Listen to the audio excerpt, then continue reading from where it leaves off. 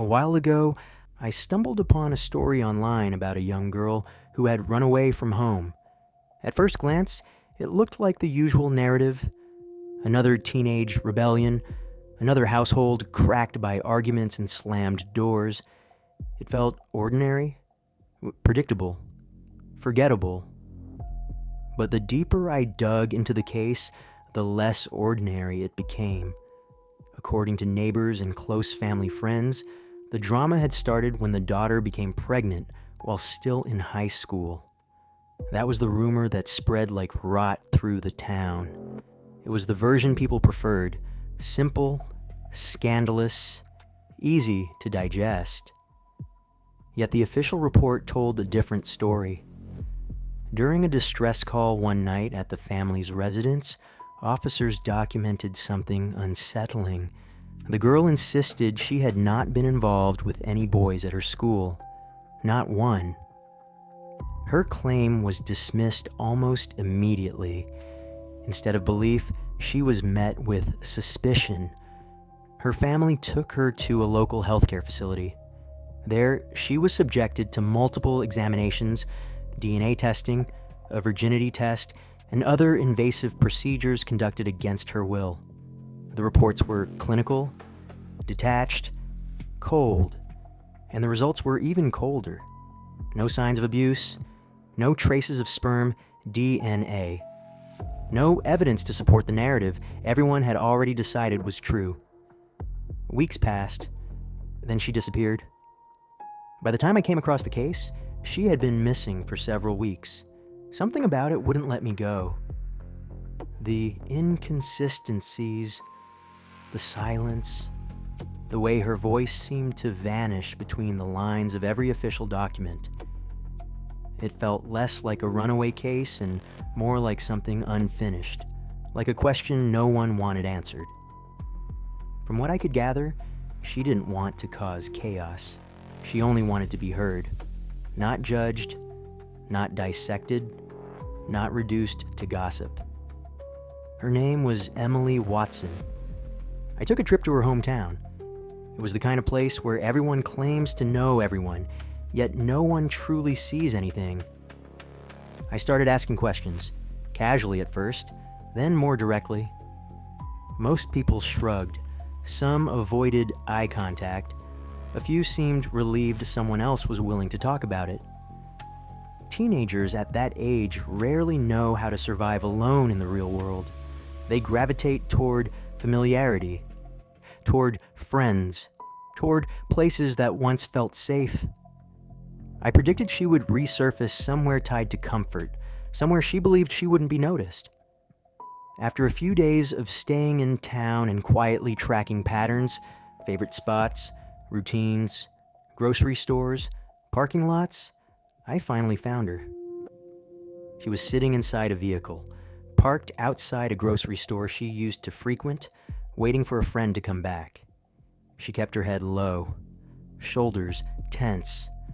She was trying not to be seen. The entire city was supposedly searching for her, yet no one seemed to have the time or energy to focus on one missing girl. I did. I walked up to the vehicle and knocked on the window. She startled, but didn't scream. I slid a sticky note beneath the wiper blade before stepping away. "Your story seems interesting. I know people don't believe you, but something tells me you're not lying."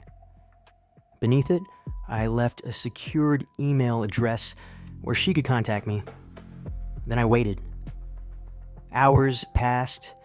The sky darkened. I was ready to abandon the investigation and classify the case as unknown, another mystery swallowed by rumor and indifference. That's when my phone buzzed. A message from Emily. She wanted to know who I was, what I wanted, why I cared. I gave her a false name, Jack. I told her I was curious, that if her claims were true, I might be able to decipher the mystery surrounding her case.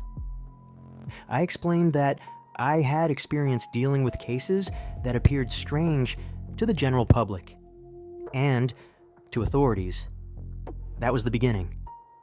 And something in her reply told me this was never about teenage rebellion. It was about something far darker. The conversation continued in fragments. Careful, measured replies sent through encrypted emails that felt heavier than they should have. By the end of it, she agreed to meet me in person for an interview. We met 2 days after our first exchange. She looked thinner than in the photos circulating online, sleepless, guarded. Every passing car made her flinch. When she finally began to speak, her voice carried the exhaustion of someone who had repeated the same defense too many times and no longer expected to be believed. She told me her side of the story, how everything began, how it escalated beyond her control. I didn't ease into it. "Are you lying?" I asked her bluntly. She didn't hesitate. "No." There was no tremor in her voice, no shifting eyes, just a steady, unnerving confidence. She said she understood how insane it sounded, a pregnant teenager claiming she had never been with a boy. But she insisted she had never had a boyfriend, never engaged in a sexual relationship, not once. I believed her. Local news reporters had already interviewed students from her high school. Every single one of them said the same thing. Emily had never dated anyone. No secret boyfriend, no rumors, no hidden fling. She wasn't even known to flirt. The possibility that she had simply lied about a boyfriend began to collapse under its own weight. The reports backed her up. Her demeanor backed her up. So I explored darker possibilities. Maybe she had been drugged, assaulted while unconscious. Maybe the perpetrator was unknown. Maybe it was someone close to her, someone inside her own home. Even her father crossed my mind, but the clinical reports were clear. No signs of abuse, no trauma, no foreign DNA, no evidence of intercourse. It was as if biology itself had chosen to remain silent. That was when her composure shifted. She confessed she had left out a major part of the story, something she never told her parents, the authorities, or even her best friend. Weeks before she became pregnant out of nowhere, she began having what she described as a hyper-realistic dream. It felt real, she told me, more real than being awake. In the dream, she was in her bedroom. It was dark. She was asleep, but not fully. Suspended in that fragile space between consciousness and paralysis, she thought she heard a noise, a faint disturbance in the room. She slowly opened her eyes, and in the darkness of her bedroom, standing directly in front of her bed, was a figure, a dark silhouette. It didn't move. It simply stood there, staring. Its eyes were white, bright, unnatural, cutting through the blackness. She couldn't distinguish its face. There were no clear features, no mouth she could see. But its body had a texture, a surface that looked almost reptilian, scaled, uneven, not human. She said she couldn't scream, couldn't move. The creature spoke without opening a mouth. It told her she had been chosen to be a gateway, a vessel for the one who would change the world. According to the being, around 2,000 years ago, the Lord of the Realm had sent a representative into the world in flesh, but something had gone wrong. The previous representative's genetic code had rejected its primary function. It had deviated from its purpose. So it was erased, deleted, she said the creature called it. Now, a new version would rise, a corrected version, and through her, it would enter this world. With it, the being told her, your species will become subordinate to the next evolution of beings that will rule this realm for eternity. She finished telling me this without blinking. No hysteria, no dramatic flair, just quiet certainty. And for the first time since beginning this investigation, I felt something shift inside me. Because she didn't sound like someone inventing a fantasy. She sounded like someone remembering. An alien encounter? I asked, trying to anchor her story to something almost explainable. No, she said immediately. It had crow-like wings, white glowing eyes, and it smelled bad, like rotten eggs, strong, thick, sulfur. The word lingered in my mind, though I didn't say it aloud. She then confessed something else, something darker. While she had been gone, hiding from her family and the city searching for her, she tried to end the pregnancy. She obtained medication meant to terminate it. She took it in secrecy. Her body rejected it. Nothing happened. Desperate, she told me about an accident. One night, in the snow and bitter cold, she slipped on an icy stairway and fell down the steps. The impact was violent. She expected blood, expected cramps, expected to miscarry. Nothing happened. The unborn remained, and she remained in perfect health. That was when her voice shifted again. She said that after the fall, she felt excruciating pain for days, deep internal agony that made her curl into herself. But when she examined her body, there were no bruises, no fractures, no swelling, no visible injury whatsoever. It's like I can feel pain, she said quietly, but my body doesn't break. She claimed she began testing it. Reversion, correction, overwrite. There's also another possibility, I said carefully.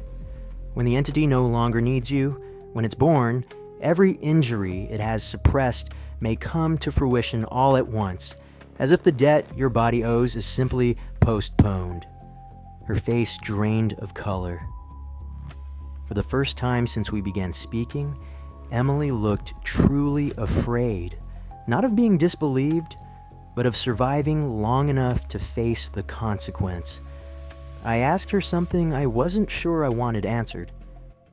Do you love the unborn? She stared at the floor for a long time. Ever since I've been pregnant, she whispered, I've had nightmares. Horrific ones. They don't make sense, but it's always there. The dark entity. Always present. Watching her. Tormenting her. She said she wakes up screaming, drenched in sweat, heart racing. The dreams leave her disoriented, paranoid. She hasn't slept properly in weeks. She feels like she's unraveling, like her mind is being thinned out, thread by thread. I don't feel love, she admitted. I feel dread. She said she wanted to get rid of it, not out of cruelty, out of instinct. I have a very bad feeling about what this thing is. I told her I might be able to help, but I needed time, days, to think, to calculate the most favorable solution, the safest outcome. What she did not know, what I did not tell her, was that at this moment, she was effectively immortal. Nothing could kill her. Not until the entity was ready to be born. Not her, not the unborn. Yet she could still feel everything. Pain, cold, fear. Days passed. She texted me constantly. Small updates, fractured thoughts, late-night confessions. It became clear she was beginning to trust me. Perhaps even grow attached. But my focus remained elsewhere. I wasn't interested in affection. I was interested in answers. What kind of entity was forming inside her? Was it something ancient and indifferent? Or something malevolent, waiting to be unleashed onto a world unprepared for it? After nights of research and cross-referencing obscure folklore, I arrived at what I considered the most logical solution available to us. I told her about an old tale, a ship trapped in the Arctic centuries ago, sailors isolated in the ice. Over time, several of them fell ill, not just physically, but mentally. They descended into madness, plagued by horrific nightmares and what survivors described as demonic possession. The symptoms mirrored hers in disturbing ways, but according to the legend, there was a cave buried deep within the frozen land. Inside it, a crystal blue fountain flowed from the rock itself. The water was said to cure the afflicted sailors, purify them, silence the nightmares. It's not much, I admitted, but if you're willing, I own a plane. We could go north, find the cave, find the fountain. She didn't answer immediately, but desperation erodes hesitation. She agreed. During our flight toward the farthest reaches of the North Pole, I explained my theory. There could be ancient microorganisms in that water. I said, organisms that evolved in contact with things like the entity inside you, things that wandered this earth millions of years ago. Predators, countermeasures. Think of it like a natural vaccine. She nodded slowly. It made sense to her, or at least it made enough sense to hope. After landing in the most remote airstrip available, we stayed in isolated wooden cabins to rest before venturing deeper into the ice fields.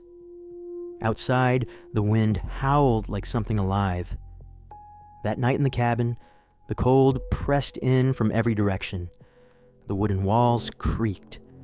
The wind outside howled like something circling us in the dark. Emily tried to move closer to me. She said she felt like she was freezing from the inside out, that the cold was deeper than temperature, like it was settling into her bones. She reached for me, suggesting we sleep together to stay warm. I refused. I told her I would sleep on the floor, on the carpet, next to the fire. I kept distance between us. She may have thought I was noble, protective, a hero resisting temptation in the face of vulnerability. I am no hero. I am a self-proclaimed detective with a theory and a problem that may end the world. The following morning, we began our expedition. Just the two of us. No guides, no witnesses. No one knew exactly where we were or what we were searching for. If we disappeared, we would simply become another unsolved mystery swallowed by ice. After 6 hours of hiking, we found it. A massive rift in the ice, so deep that only darkness stared back. Emily asked how we were going to cross. The moment the final breath left her lips, before the silence could settle, I stepped forward and pushed her off the cliff. I watched her vanish into the darkness as she screamed. You see, I was never certain whether the entity inside her was good or evil. I only had fragments of information, clinical reports, folklore, her testimony, and my own deductions. There was an 80% probability that whatever was growing inside Emily possessed the ability to manipulate reality itself, to bend physical law, to override injury, to protect its vessel beyond human comprehension. Because another thought had taken root in my mind. What if Emily gave birth to the first truly immortal being in human history? What would that world look like? An entity incapable of dying, incapable of being destroyed, one that could distort reality, dominate nature, and potentially subjugate humanity, as it had already declared. You cannot kill an eternal being, you can only trap it. And perhaps being trapped forever is worse than death. Now the unborn child remains trapped within Emily, buried beneath the frozen ice in the middle of nowhere, waiting to be born.